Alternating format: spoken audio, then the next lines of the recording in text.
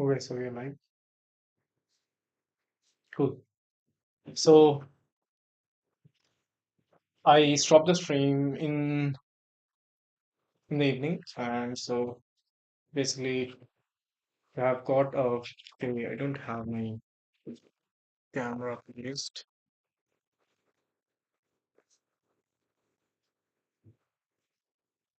Just run my camera, okay? Cool. So now I can. So now my camera is set. What I wanted to do is that a few things that's left. So I basically ran this on Cloud Code, and it went to you know write the whole plan for our agents to be established on our server, uh, and it also covered the whole build on the Supabase. So it wrote all the scripts, prepared all the tables for that, and also all the columns are also configured. So we've got all these workspaces, which is the ID, owner ID, name, just the logo, URL, brand color, this plan created, everything over here. It's also with the customer Stripe customer ID and Stripe subscription ID. And then we've got the subscription members, which include ID, workspace ID, user ID, role created, and things like that. So the profiles, all the logins are over here. The invitees, implementation items, and everything. Cool. So what I wanted to do is that the cloud code is executing the plan, and it's using sub-agent driven development. So the plan is saved on this file, which is called the agent pipeline OpenAI. I basically asked Claude to not use Claude Anthropic SDK, and instead I asked it to use OpenAI SDK, which have so there will be four database migration, which is audit session columns, case studies, and there are a few else. In the phase B, it's going to establish agent one, and then we have got few things where it basically has all the plan over here. Now we have got this phase F. Now basically I asked Claude to just before it execute, just want to mention this small change. So we're not just dealing with the HVAC or solar companies, we're also dealing with any kind of business out there. uh Now what need fix now is the Superbase profile constraint only allows solar, will reject any other industry on sign up. App authorization industry dropdown has solar HVAC options, same dropdown, things like that. Okay, these things will be covered, you know, by Cloud Code. It will handle all of that. And here's the complete summary of everything completed. What's next? What's done is the solar HVAC removed. Did we consider drop to generic industries replacing solar? Same drawdown plus okay.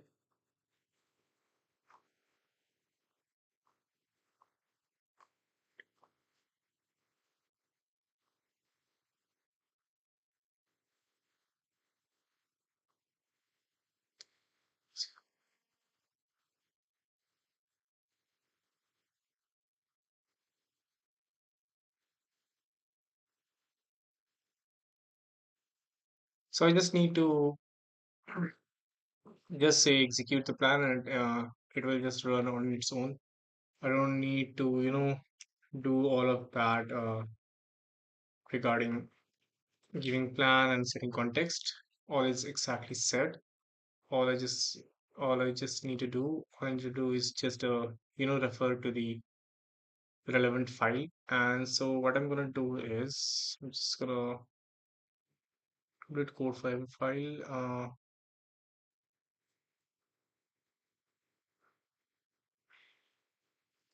Just gonna say, hey, execute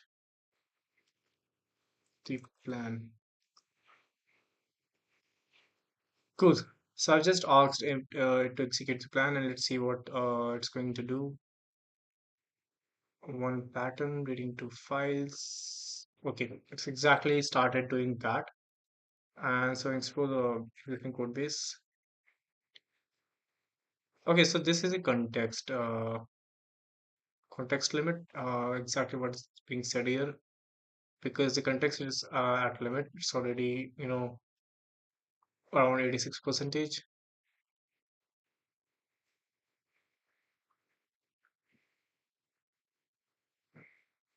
So this is going to execute everything right now. I just need to see how much usage do I have left, just so that okay, not so much, but it's going to reset in 12 minutes, so it's all fine.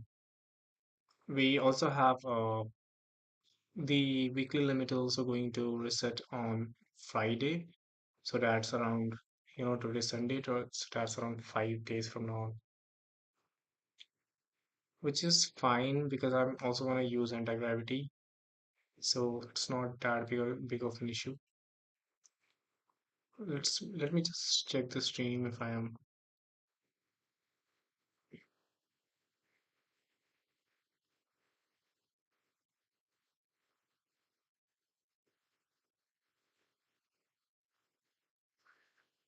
So this is my profile. We had to configure the description. In the last couple of days, I have done one, two, three, four, five, and this is a sixth stream. But I guess, yeah, I need to remove one because yeah, there are totally six stream because this is not the exact stream that I wanted to do. I don't know what this is. Is it like really the context, or is it something else? Or is it, what the cloud has executed? I don't know exactly. But I don't need to, check a lot of things. I mean, what I can do is just, I don't know, I'm not sure if the cloud is going to, also handle the authentication.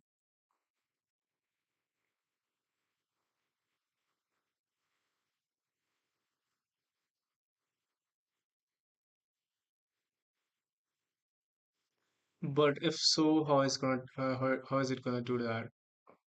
Because the script, I think it can.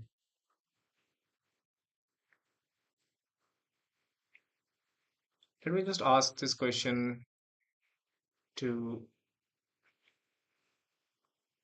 GPT.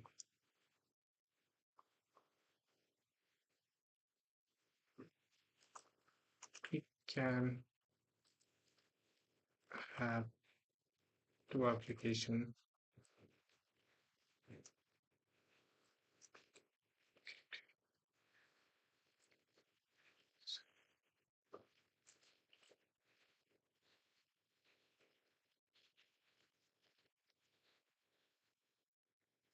Yes, you can absolutely connect two applications to a single. So if you're using server without structured very common architecture, Web React, App B, admin panel, mobile app on a front end, both connected to the same. So when you say sign up, logs in from App A, they can log into App B with the same credentials. Server-based authorization is project-based. If both application use create Supabase URL, Supabase NN key from the same Supabase project, they share the user session JWT authorization RLS policies. Site URL and redirect URLs, Supabase authorization. You must add both app URLs. I don't know what this is. Okay.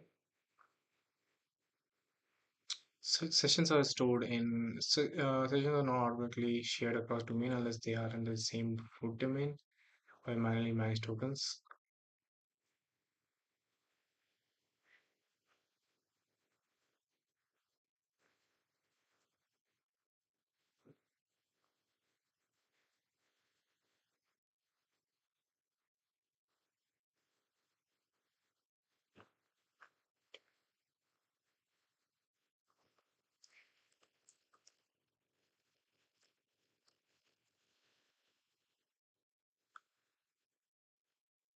It's asking for the permission. It has the first is a database migration. Then we have got the new agent question engine. Cool. I'm just going uh, and just let it run. So a good this is important. What I mean by sessions are not actually shared across domain. When someone logs in using server authorization, Supabase gives back a session which includes a JWT access token plus a refresh token. So that session needs to be stored somewhere in the browser. By default, Supabase store it in local storage. Why this matters? Browser storage in isolate storage per domain.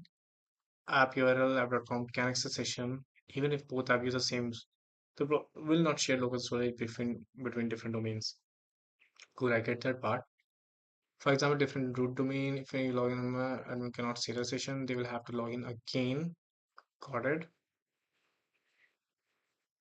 Okay.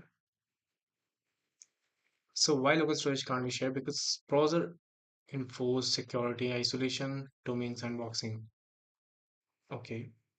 So local storage is locked to protocol plus domain plus port. So they are treated separate. So what are your options? Let user login separately. Use cookie-based authorization, advanced cleaner UX. Switch cover-based to cookie-based session handling. Then use a shared root domain, see cookie domain, set cookie domain domain.com. Now login persist across all the different domains.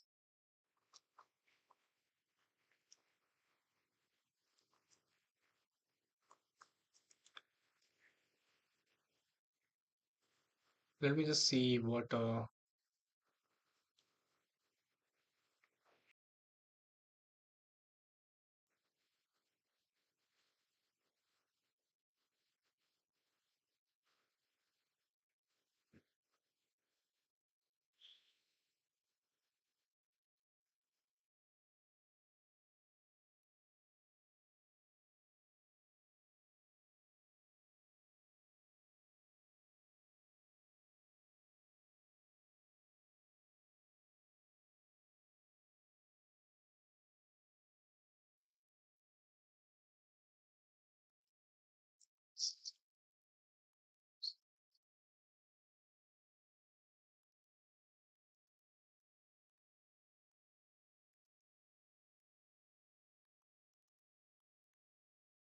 is exactly database migration.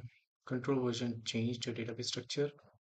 Especially where we are updating a database schema and we want it tracked, reproducible, and safe. So what a database structure? Database structure include table, column, data type, constraint, relationship, foreign keys, policies, RS. So let's say app starts with either ID, then you decide, no, I want to add username column. The change is that changes the migration. The migration file might look like either okay. Or you just edit the database. Right? You can manually edit your database, but then your teammates don't know what changed. Production database might be different from local. Can't roll back easily, no version history, deployment become risky. Okay. So think of migration like Git, but for your database, just like Git commit to super migration. In the real projects, migration are used for creating new tables, React plus population. I'm not exactly building this, but that's fine. I think I also, once this is done, I also need to run a way to, push this into GitHub.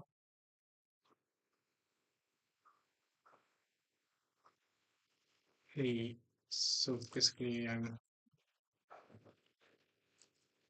building my application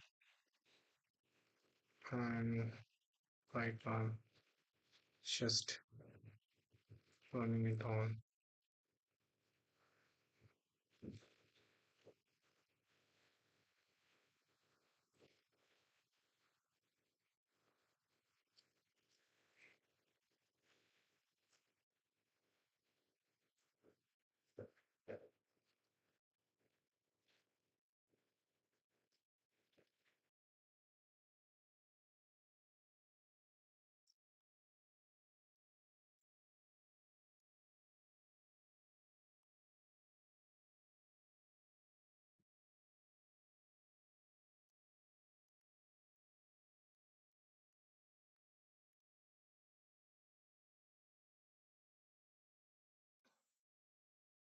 So the coding is hands-off cloud code. The purpose is just in normal Git. Cloud code is just environment. Git works the same. So initialize Git if not already inside a project root folder. Add a git ignore. Very important. If this is React, create a git ignore. This prevent API keys leaking. Use node modules upload. Build chunk, stage and commit. Git add initial commit. Create a repository.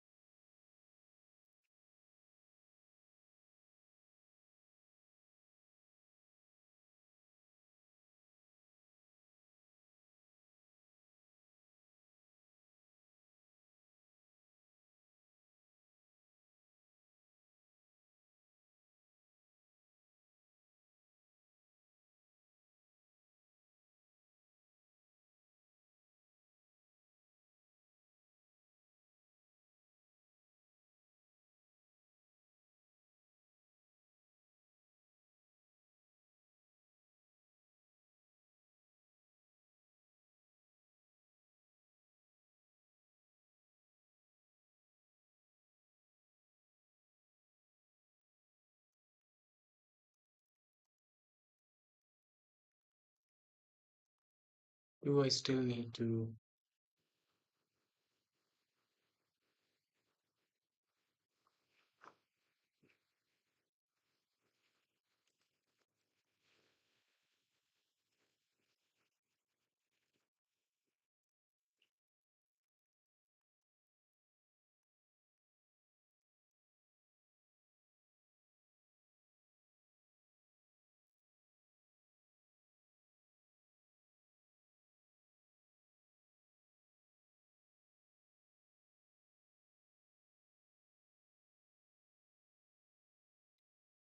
since your example with answer depends on one thing, has Git already been initialized in this project? Do you still need step one if there's a brand new project folder? Because without them with no tracking your files, there's nothing to push, then GitHub won't receive anything. So these are just not optional, they require at least your see this in VS Code. If a source control icon shows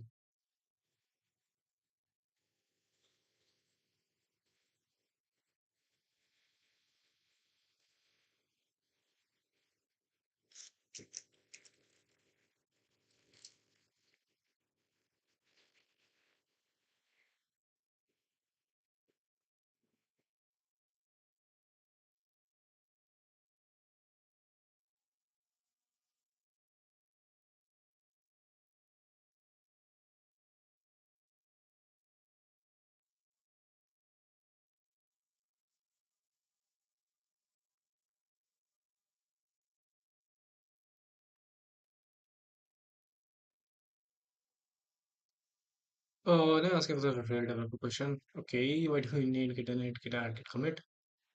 Understand git initialization, addition, commit. I get that, but Git is not GitHub.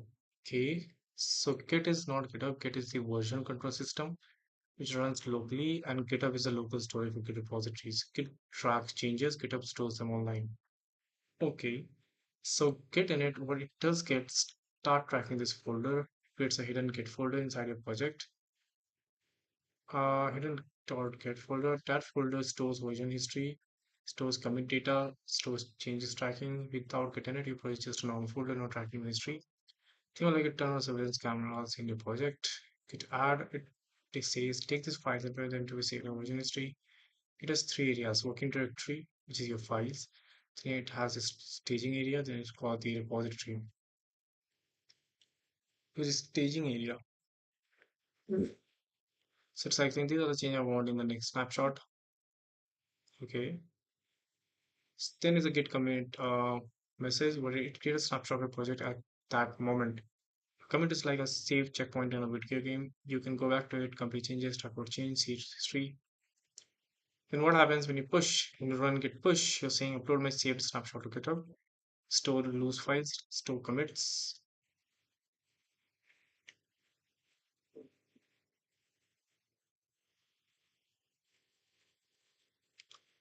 Freedom with cloud code. It's not you're not just backing up, you're clearing merging history, deep inside. Most beginner thing it is just to upload code. Don't get is a time machine for your code. If you want, I can explain.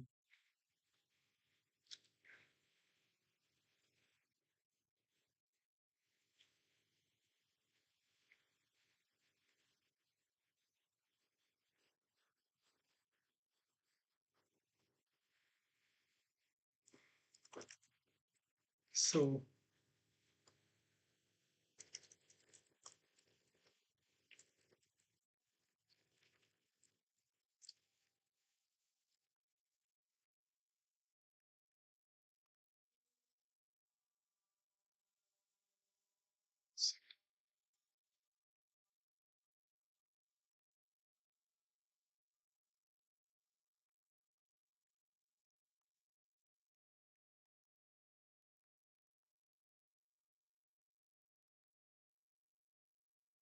not pushing, but I would say,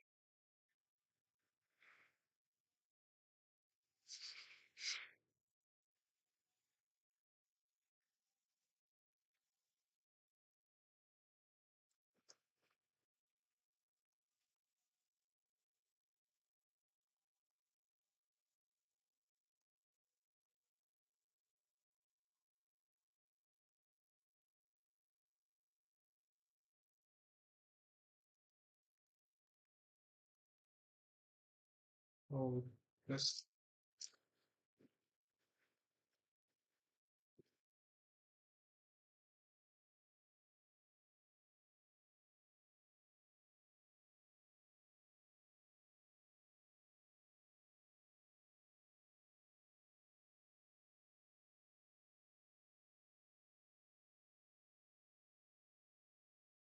When you run git commit authorization, Git does not just save files, it creates a snapshot of your entire project, a unique hash ID appointed to the previous commit.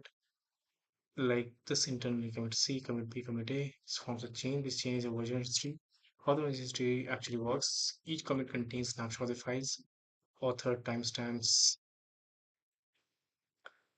direct Excel graph, which is called the DAG, but don't worry about the fancy name. Just think every commit remembers the one before it. What happens when you push?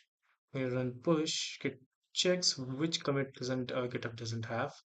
Send on okay, which commits store the same commit chain. Now both the commit and GitHub have identical history.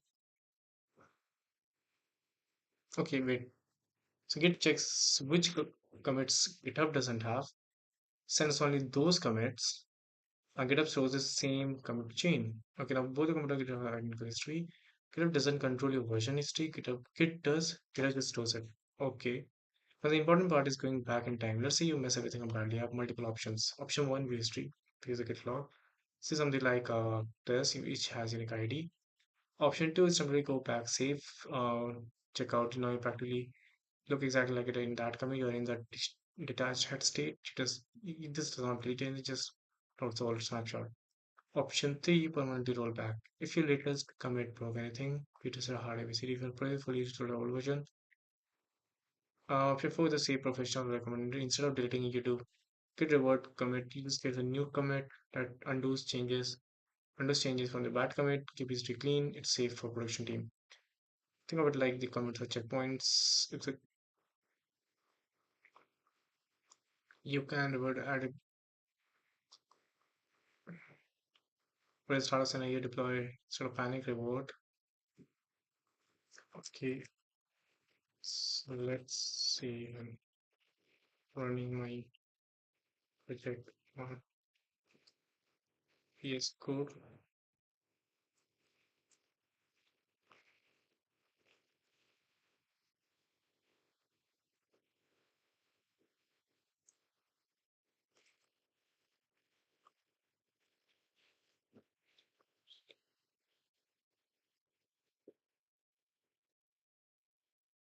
Set script, then we'll check. Seed script, then we'll check.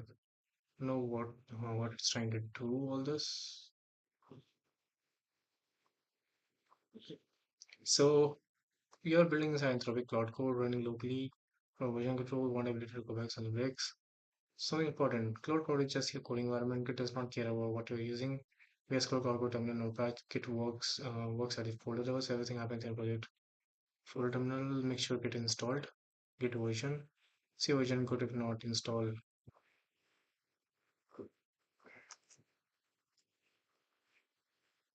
Okay, this is already installed.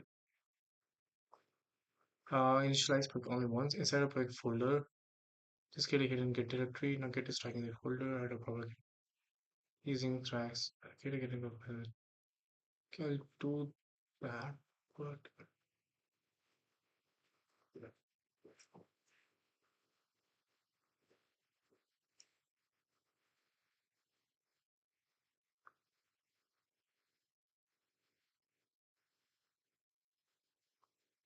what's this? Yeah, yeah, yeah. Okay. Yes. Pardon me? Bolt? Bolt.dev. How is Replit better than Bolt.dev? I This man has got 400 videos, and a lot of them are white coding.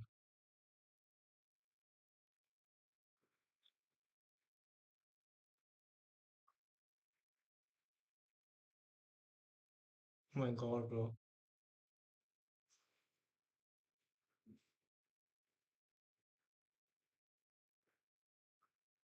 It's a lot. Because I was going for the.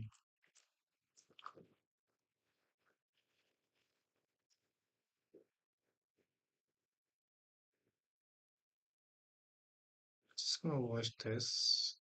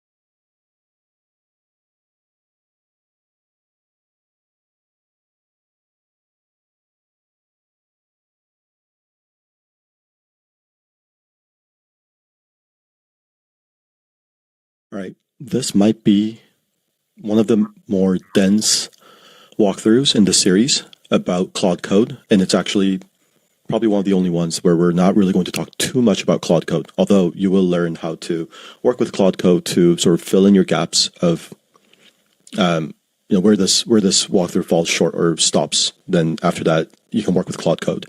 But this video is all about Git, and I debated whether to include this or not, but I think it's so crucial and so essential, and it really sets a strong foundation upon which you can build your workflows with Claude Code and your whole system with Claude Code so much better and so much more resilient that I think sort of this,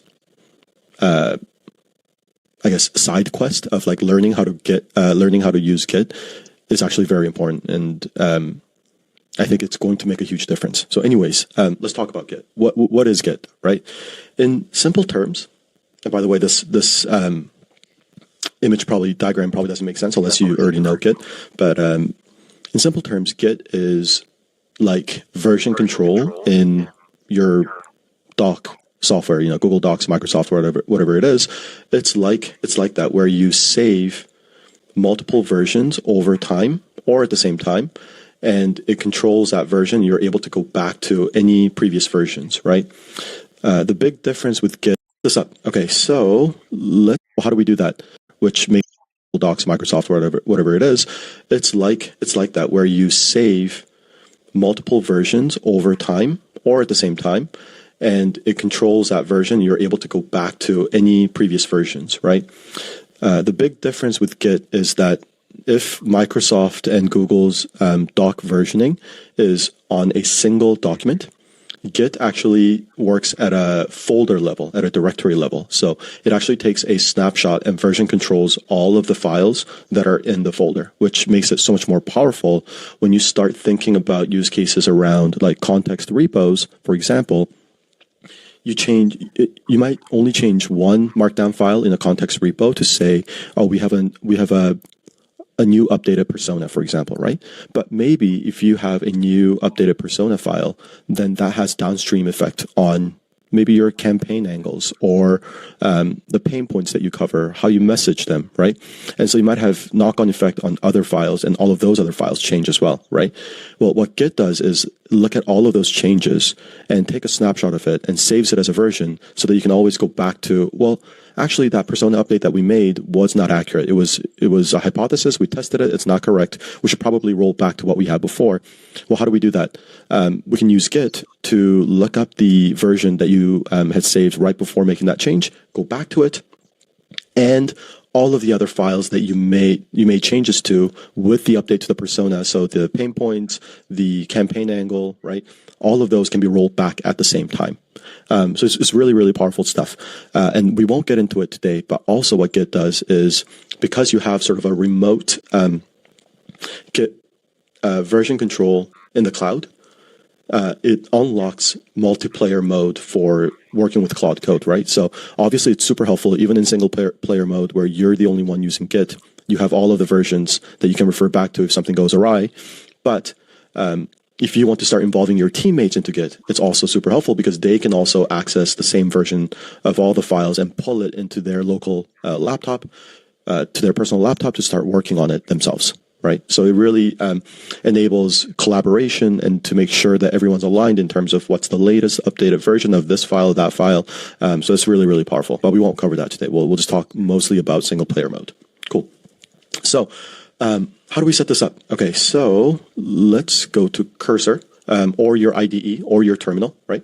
And what you'll type in is brew install git, which installs Git through Homebrew. And if you don't have Homebrew installed, I think it comes with macOS. But if you don't, just ask Claude, right? Ask Claude, hey, I'm supposed to use brew install Git. It's not working. This is the error message that I'm... How do we set this up? Okay, so let's go to Cursor or your IDE or your terminal, right? And what you'll type in is brew install Git, which installs Git through Homebrew. And if you don't have Homebrew installed, I think it comes with macOS. But if you don't, just ask Claude, right? Ask Claude, hey, I'm supposed to use brew install Git. It's not working. This is the error message that I'm getting. What's happening? What do I need to do? Right? Easy enough. I already have Git installed. So if you have Git installed and you want to check, the best way to do it is just to type in git -- version. It'll tell you what Git version you have. I actually have an outdated version. So if I do brew install Git, it will go ahead and update to the latest version. Cool. So let me look at this now. So Git, if I do a version again, now you can see, I think it's hidden behind my camera here, but you can see that the version will have, 2.5, 2.0. Great. Okay, so it's been installed, in my case, upgraded. So that's how you install Git. And then you need to configure a couple things. So you need to do, so this applies to all Gits that are created, so all version controls that are created.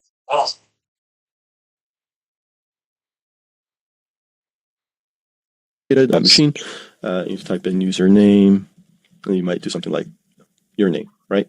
And you'll do the same thing, but instead of username, I'm going to say user email.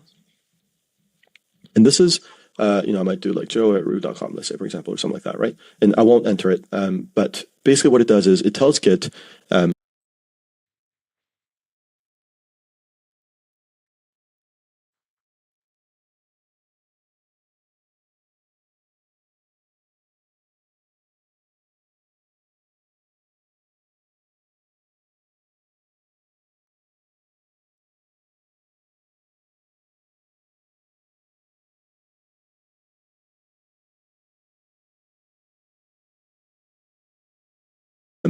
who are you that is making changes to these different versions, because Git needs to track who the person was behind making these changes. Especially useful, again, in multiplayer mode, right? If your colleague changed something to the files, they want to know that person was responsible for these changes. Again, it leaves a really good audit trail. And so this is why we're doing git config, so username and user email. So once you've set those up, then what we're going to do is brew, again, install GH. GH stands for GitHub. GitHub is the most popular cloud service that works with Git. And it's essentially free for any single developers, and the feature set that they provide is just amazing. And so I wouldn't even bother looking anywhere else. I would just use GitHub. So brew install GitHub GH allows you command line interface to work with GitHub. So and this is really powerful when you combine it with Claude Code, and you'll see what that looks like. So okay, again, I had it installed, but it was outdated, so you upgraded. Great. And then what you need to do is GH auth login. When you do this, it'll actually say, where do you use GitHub? GitHub.com. GitHub.com, type in GitHub.com. Use, what is your preferred protocol? Select HTTPS. Authenticate Git with your GitHub credentials. Yes. So type capital Y, enter. Log in with a web browser is how I would like to authenticate with GitHub CLI. And you copy this code that they give you, which then brings up this window with GitHub CLI, and you copy this code that they give you, which then brings up this window to log in. And I can continue, but I've already logged in, so I'm not going to do it. But if you continue, then you might have to identify, do a 2FA authentication, maybe through your email or something. I have a mobile app on my phone, so it'll ask for that.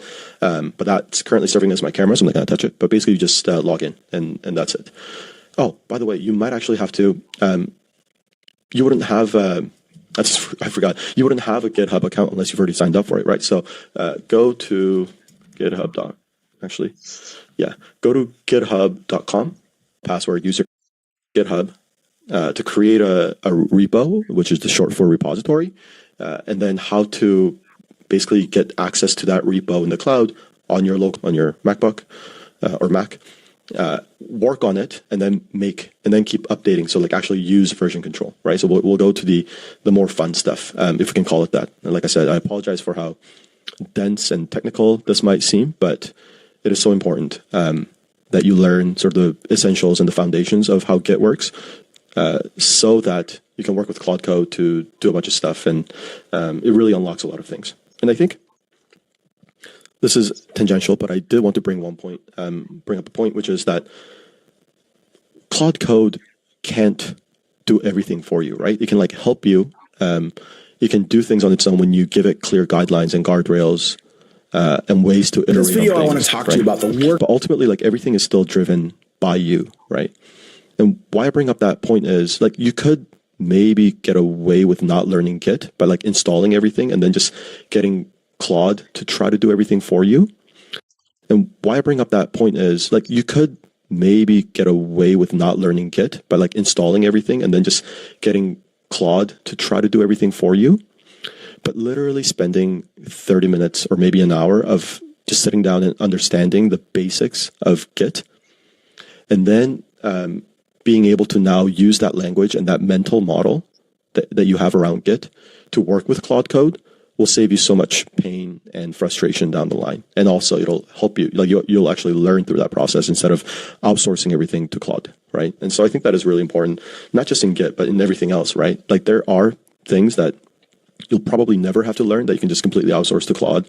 Do it once and that's okay. But Git is something that you're just going to use all the time. If you start using Claude Code, that you should make that upfront investment to learn how to do it. Okay, I'll stop because I've literally made a similar point about how essential Git is 3 different times now in this video. So I will not mention why this is so important anymore. Okay. So what we're going to do is, let's say that you've signed up for Git and you've authenticated, right? You've logged into Git on your terminal. So now your terminal, your machine is using GitHub as your main Git source or platform, right? So let's assume that we're there. You'll be signed into something like this. And what you want to do is you can either go to repositories or you can go to new repository. That's what we're doing here. So we'll create a new repository, right? I will actually save it in the workflow co. And let's name it Git walkthrough example, right? And I'll just type in, I'm not going to even type that in. Okay, I'm just going to create a repository. Perfect. So I've created a repository, and you can see that because it says... Let's just run our project.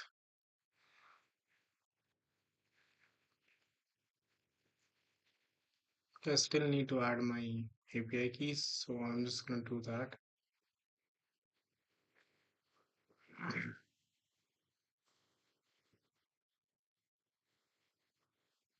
The OpenAI.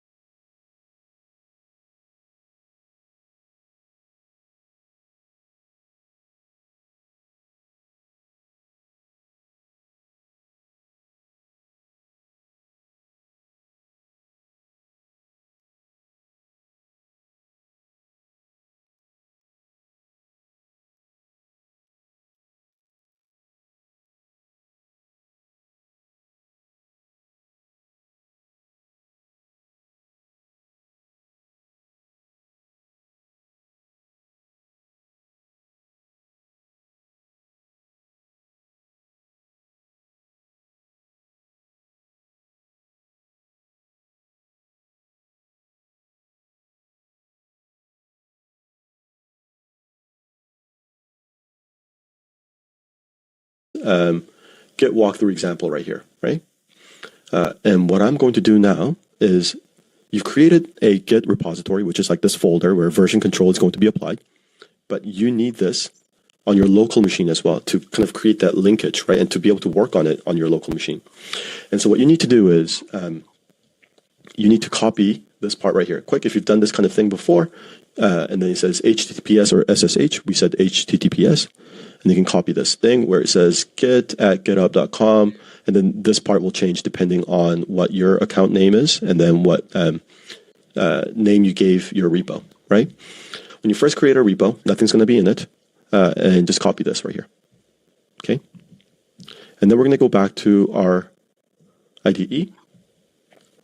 And if you're using something like,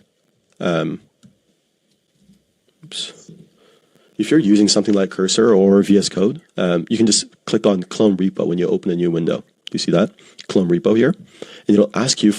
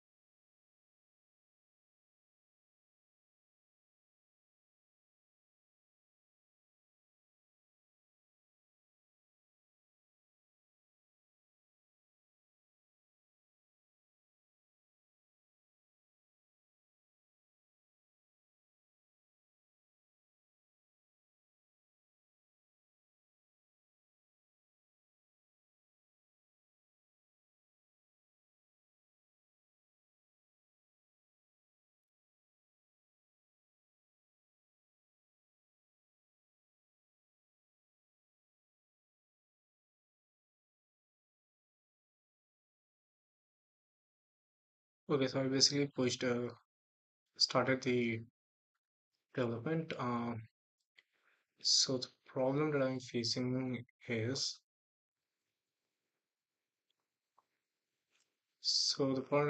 is, that I can't really run my audit, and I also see a lot of, the bypass edits, audits that, this is just for the test. So I'm not sure why I'm watching all of that. Let me just see if I can progress. Okay, this page could not be found. That's right. Let's just open dash.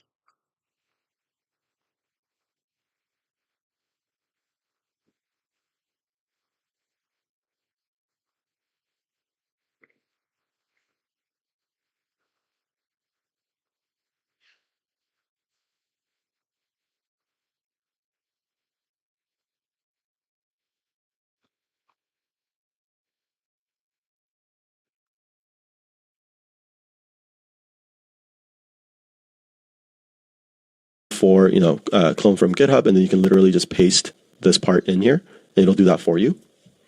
Or you could go to where you want to save all of your repos, and I recommend having sort of a parent directory called repos or whatever. I think mine's in documents, Odin repos, right?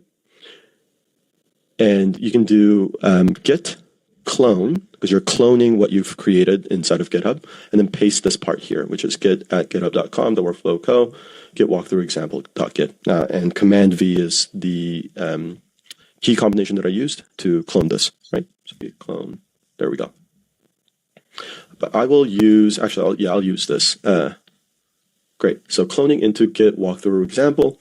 And because we were in the repos folder, that's where this new folder that's going to be named whatever your project name is, which is git walkthrough example, has been created.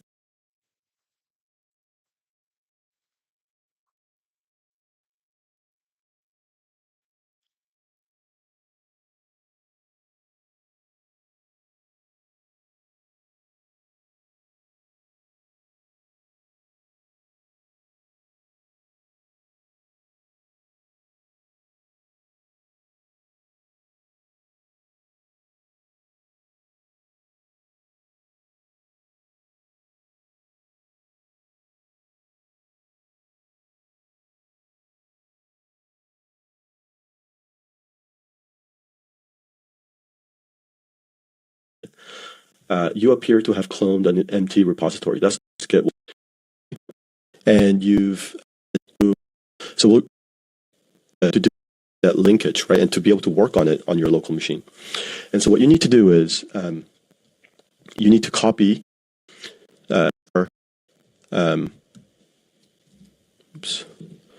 if you're using something like Cursor or VS Code, you can just click on clone repo when you open a new window. Do you see that? Clone repo here. And it'll ask you for, clone from GitHub, and then you can literally just paste this part in here, and it'll do that for you. Or you could go to where you want to save all of your repos, and I recommend having sort of a parent directory called repos or whatever. I think mine's in documents, Odin repos, right? And you can do git clone, because you're cloning what you've created inside of GitHub, and then paste this part here, which is git@github.com, the workflow co, git walkthrough example.git. And command V is the key combination that I used to clone this, right? So git clone, there we go. But I will use, actually, I'll use this. Great. So cloning into git walkthrough example. And because we were in the repos folder, that's where this new folder that's going to be named whatever your project name is, which is git walkthrough example, has been created. You appear to have cloned an empty repository. That's totally fine. So now open this. There we go. Might have lost my Claude session, so let's do this again. What I'm going to do is just work with Claude to create some dummy files, right? But I'll show you how the different Git workflows work. And in fact, what I'll do right now is revisit that diagram that I said don't worry about, not to worry about it, right? So let's see. Okay, how Git works. This is a random medium article. Look for how Git works. Have your lint with a GitHub. We'll here commit, put a file, let's use the persona change. And if you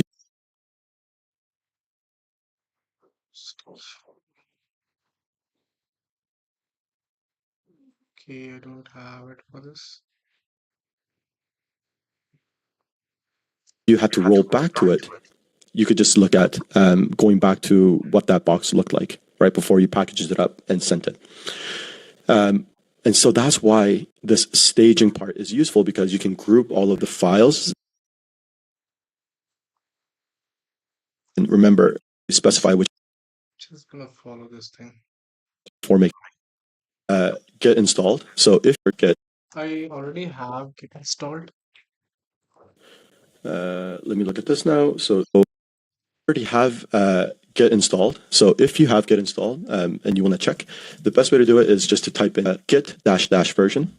It'll tell you what Git version you have. I actually have an outdated version. So if I do brew install Git,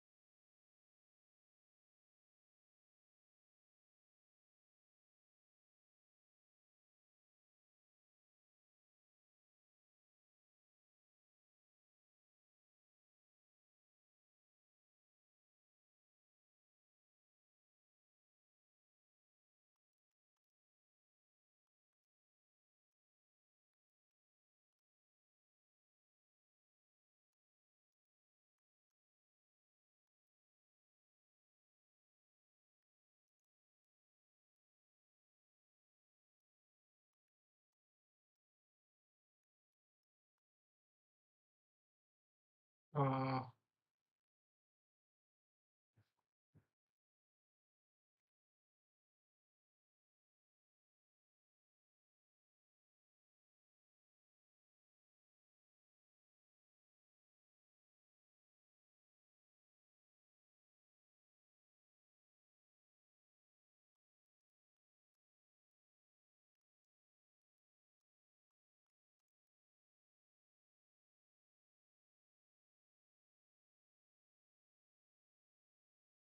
Getting Claude to try to do everything for you. We've done this kind of part in here. And it'll do that for you out of GitHub, and then paste this part here, which is git at github.com, the workflow co, git walkthrough example, or, clone from GitHub, and then you go having sort of a parent directory called repos or whatever. I think mine's in documents. Or you could go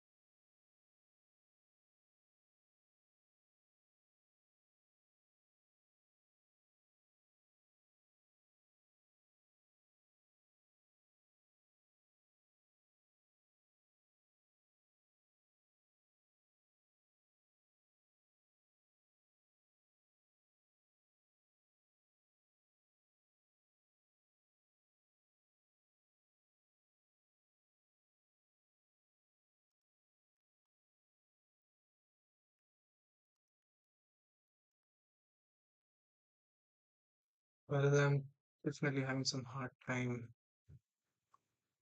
think that. Still,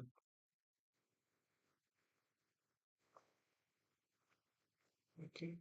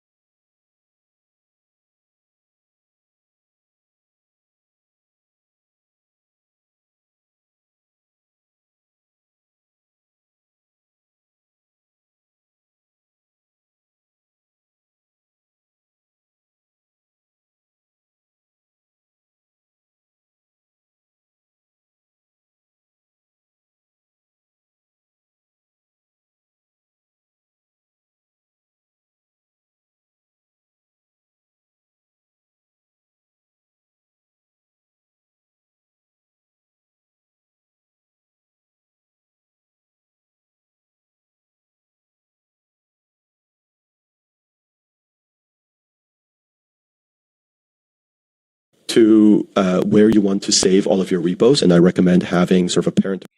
So this is why we're doing git config. So username, you type in username, install git, and then you need to configure a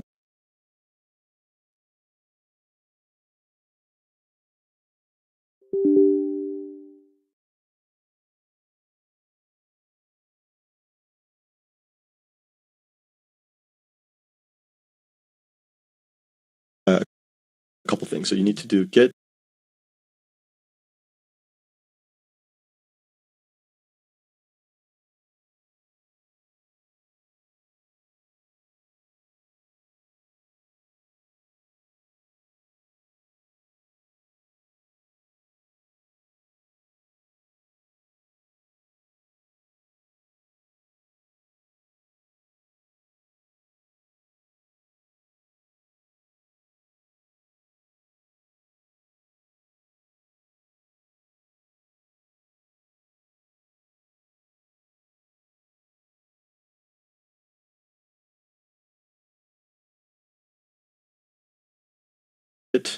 config global. So this applies to all gits that are created, so all version controls that are created, machine.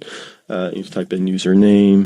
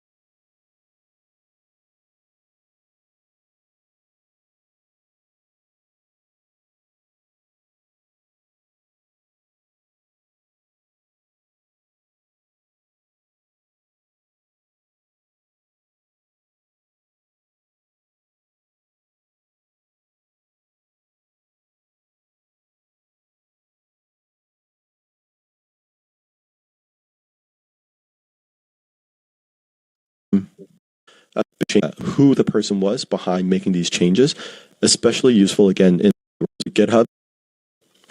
Allows you command line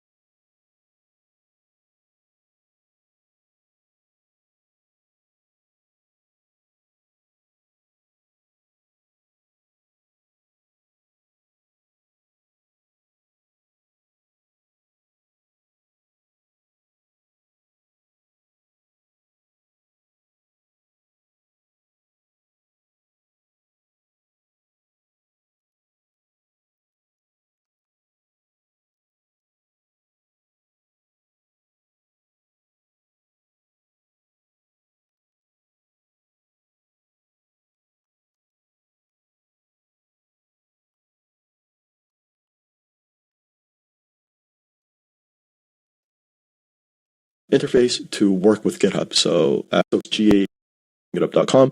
When you do this, it'll actually say, where do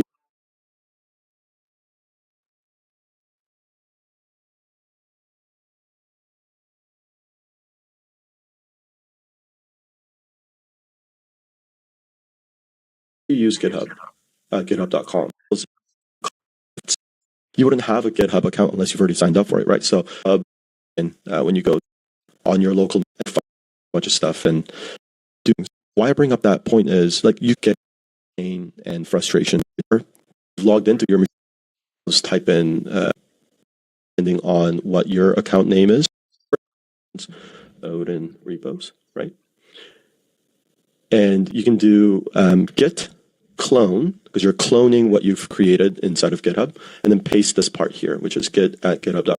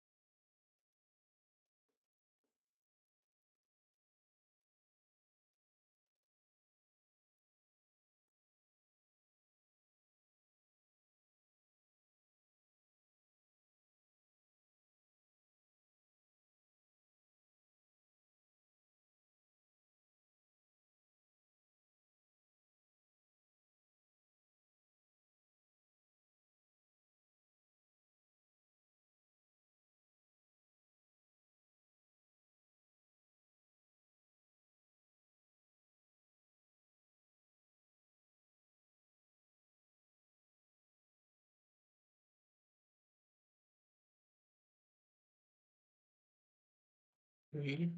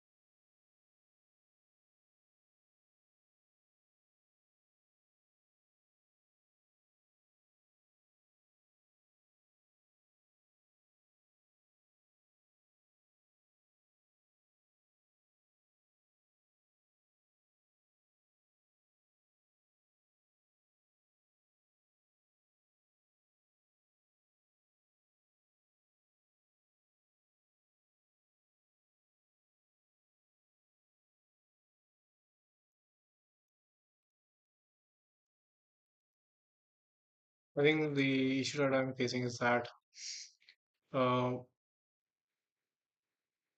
I think since I, duplicated the folder, it's trying to, push it to the same GitHub, the same branch that was the old one.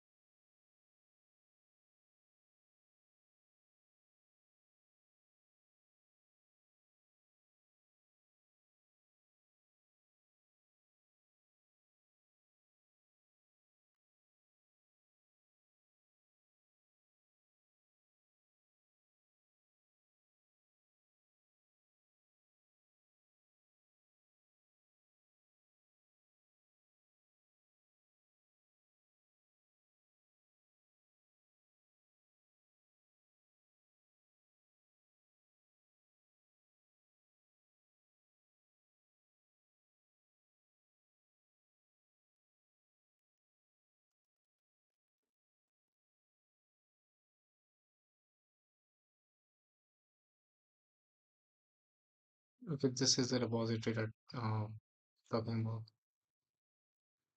and we have not pushed anything for the last 2 months, and this is the same thing. But we're not going to use this for a different project, so I'm going to create a new repository with the name of new new web antic. That would be good enough.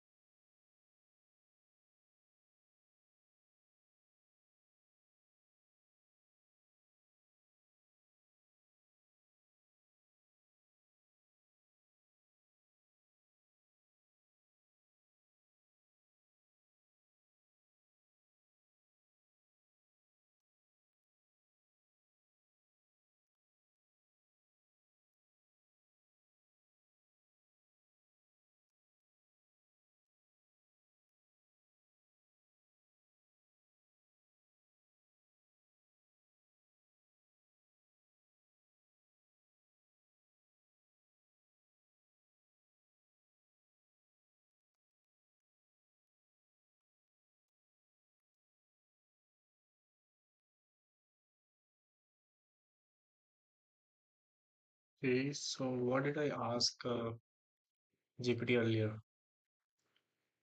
Uh, this on a specific folder.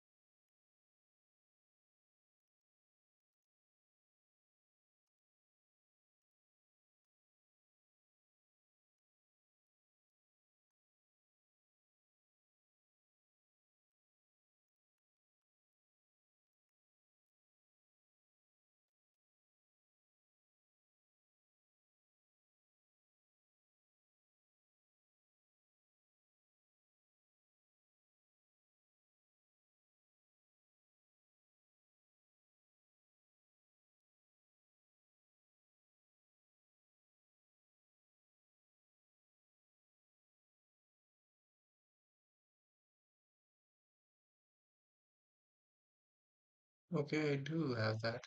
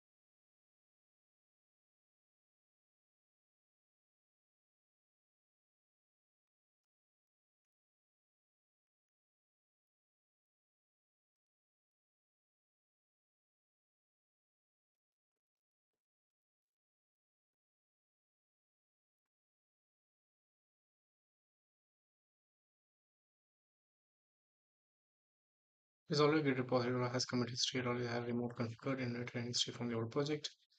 This usually means when you copy a project folder, it's already had Git. Duplicate a project directory instead of getting fresh. Could initialize Git earlier so your new project isn't new to Git, sitting on top of an old Git history. But it shows old project commits because Git history lives there. When you copy a project folder, you copy a hidden Git folder too. That so Git still thinks this is the same repository, even though you could change what you actually want. You want fresh to clean up all into your new GitHub repository.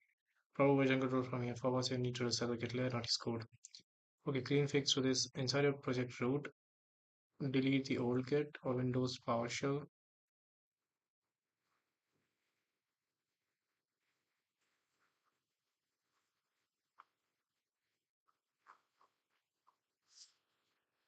Git remove orig new Git remove remote remove.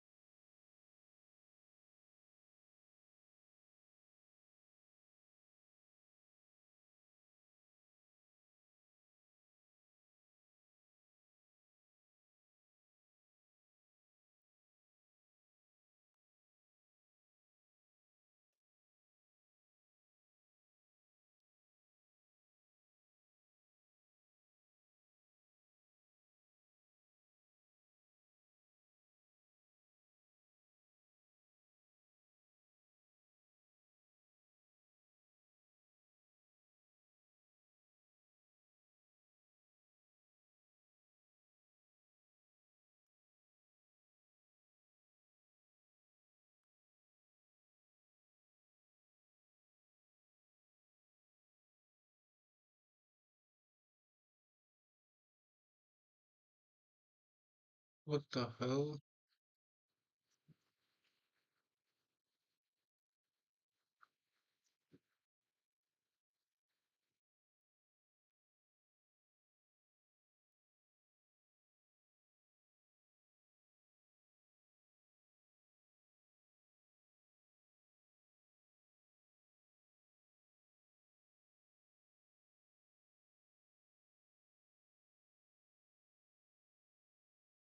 Initial commit.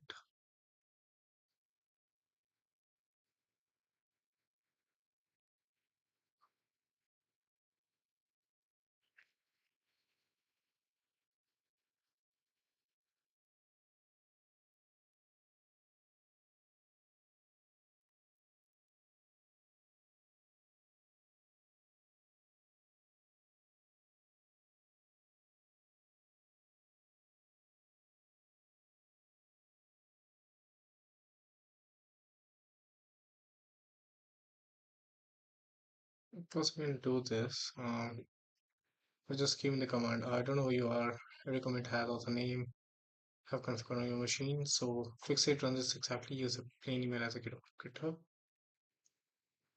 Uh, Username.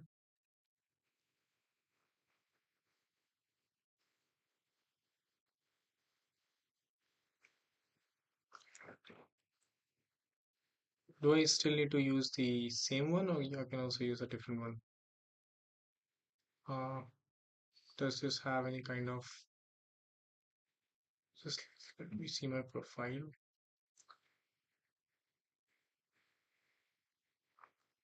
Just has a username.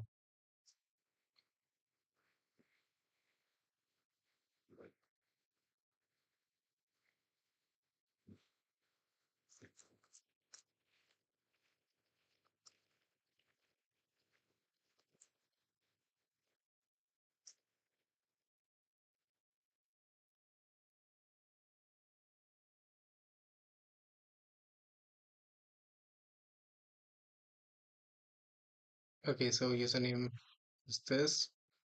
Just use this one.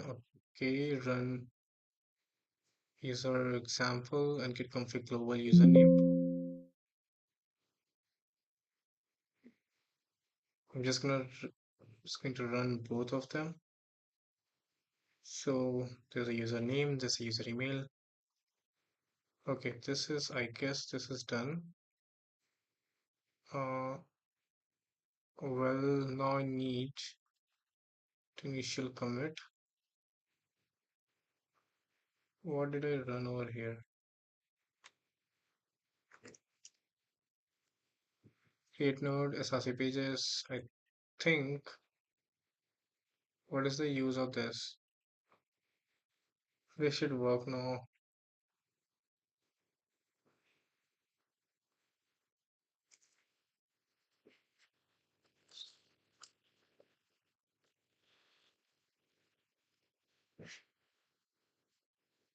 Let's figure out what this commit does. That commit uh, save snapshot project. So when you run git add, you're saying prepare these files to be saved. When you run git commit, you're saying now permanently save this snapshot. Okay, so M stands for message. Okay, so initial commit. Create a commit and dies a initial commit. This message explain what changed, why this important. Without a commit, GitHub is tracking nothing permanently. You can't push to GitHub.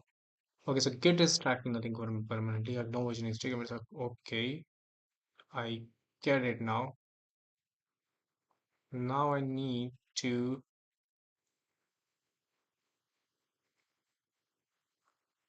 Okay, what now?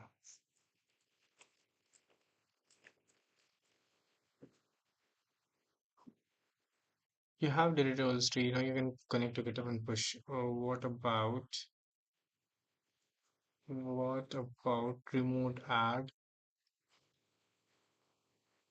Uh, let's name your current branch to.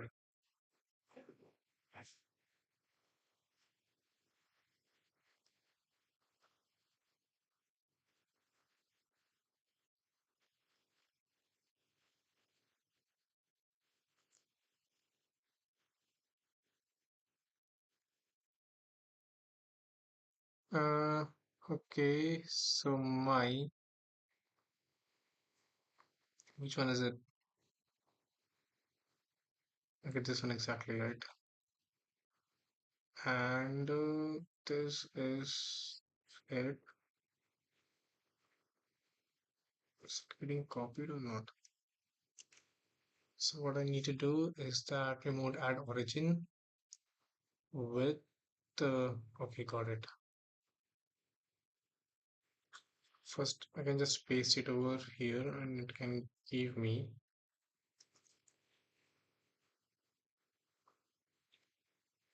awesome. Just run this. It's done like nothing.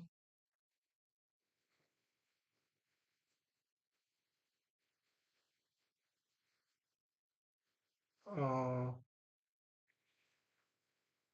push your origin main. Do I still run this once again? What's gonna happen? Right. Okay,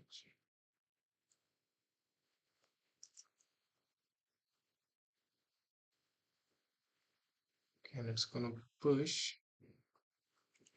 to this one. Okay, permission to denied. So how I'm going to fix this because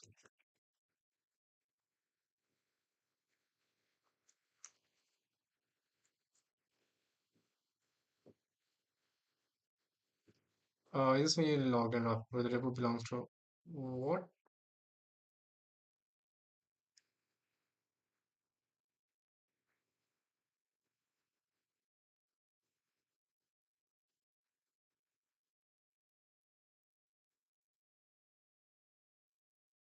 What do you mean? Okay, wait. Just give me a second.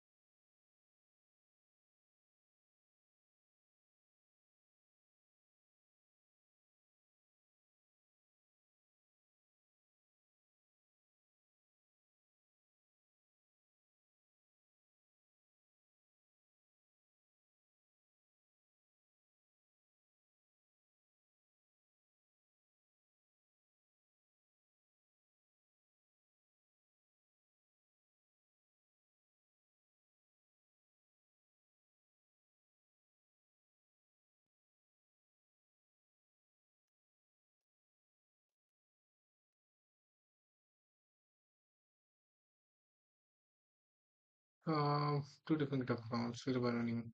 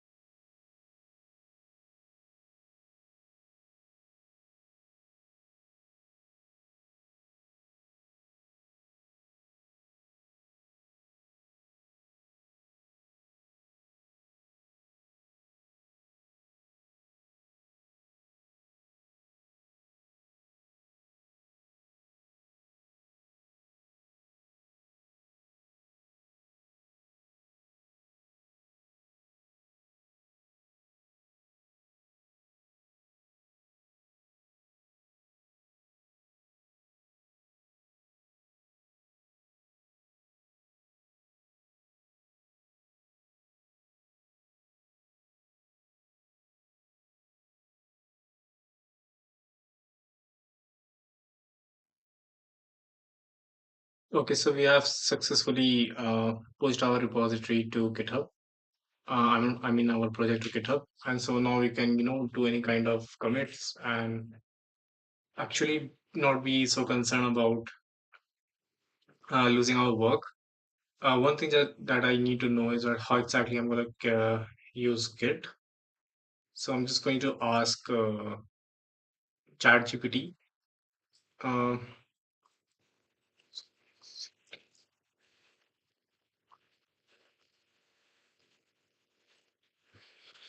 so I think it will be just these three commands: git add, commit, describe, and push.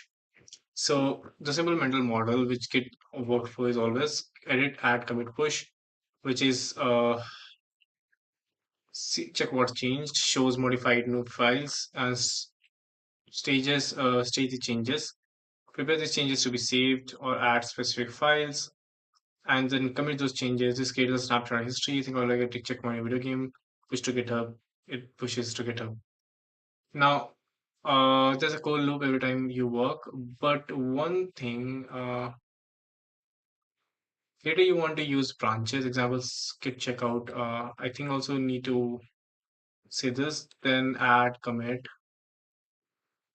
push origin feature payment, then you merge into main, but for now stick to main until you're comfortable. Using command you actually use uh, see commit history, what changed, pull latest changes. Okay, so let's say I just use it was git add and git commit.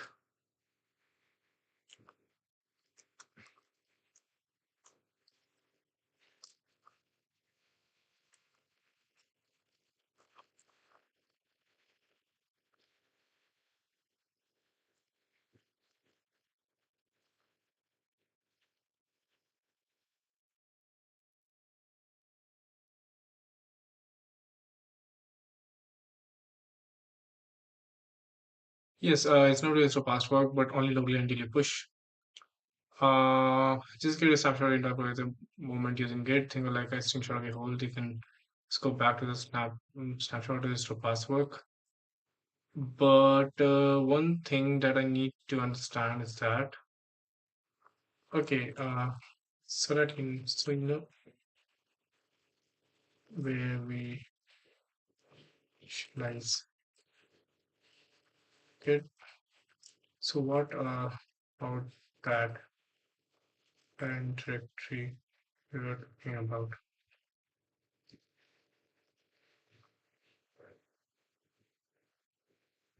Yes, I guessed Git. You tell me the Git for access entire folder already. Parent directory, it is this unless you ran git init and there. It's not a Git repository. Git only track the folder where Git exists. Uh, just create Git index HTML. That Git folder is the brain. Everything inside that I think it does not track the parent folder. In then everything inside it would be tracked as a one giant repo, but you didn't do that. You initialize only in Git. So you say you want to double check desktop document your whole user folder. Everybody should have its own Git clean structure. Okay, that's fine. So that's done for today. I'm just gonna going to shut down and leave the work for now, and maybe we can start early morning from next day, and we can start working on agents and actually improve and fix all the errors because I see there are a lot of errors. Let me just show you. Firstly, I cannot use the audit, so I cannot use new audit. It doesn't work. I think there has to be some problem with the SDK or something like that. Maybe the the API has not been initialized, something like that. I'm not sure, or maybe something a problem with the backend. Well, we are gonna fix all these things in the next stream that we're gonna do on Monday. Until then, I'll just plan more things and see where we can improve, and also I'll see where exactly I can get better at communicating, uh, basically communicate, basically communicating this work and my whole idea to you guys, and just get better at this. This is my whole motto for this series that I'm trying to create. Cool. So I just finish this off. I think we don't really need anything. I'm just going to cut this, and then we can, I'll just take leave. Have fun, you guys. We'll meet in the next